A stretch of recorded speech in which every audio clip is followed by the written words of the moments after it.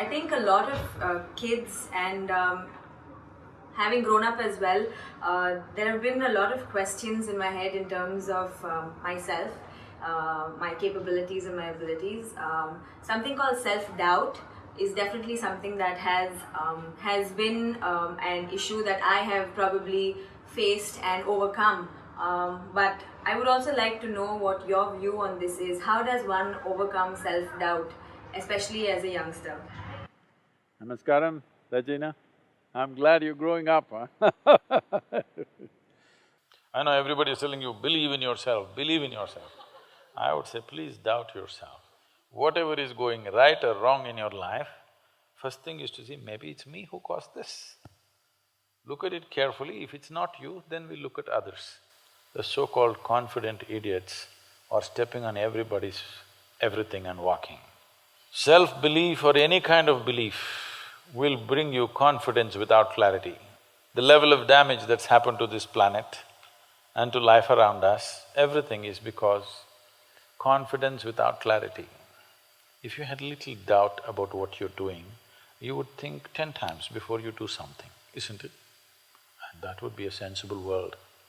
I want everybody to have some self-doubt.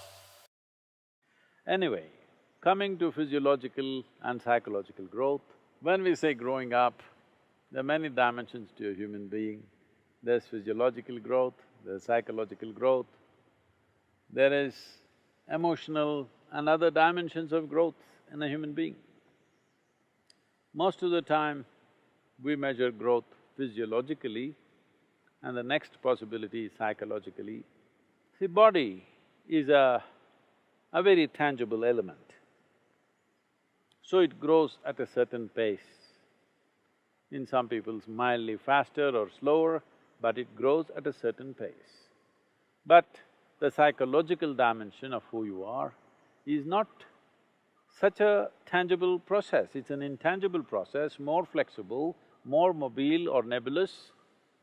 So it should be able to grow well ahead of your physiological process. If growth pangs, if people are having, it is mainly because their psychological growth is not one step at least ahead of their physiological growth. So, though the same things have happened to trillions of people on this planet forever, still it looks like it's happening for the first time in the universe and they're surprised and they're shocked and many things. This is just because their psychological growth is behind their physiological growth. This is very important. In a society, we create a situation where every child is psychologically at least one step ahead of their physiological growth.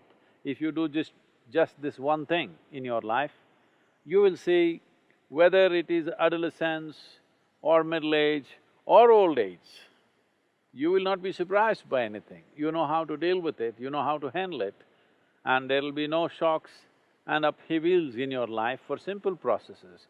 Right now, people are living in such a way that toddlers are having diaper problems, teenagers are having hormonal issues, middle-aged people are having middle-age… middle-age crisis.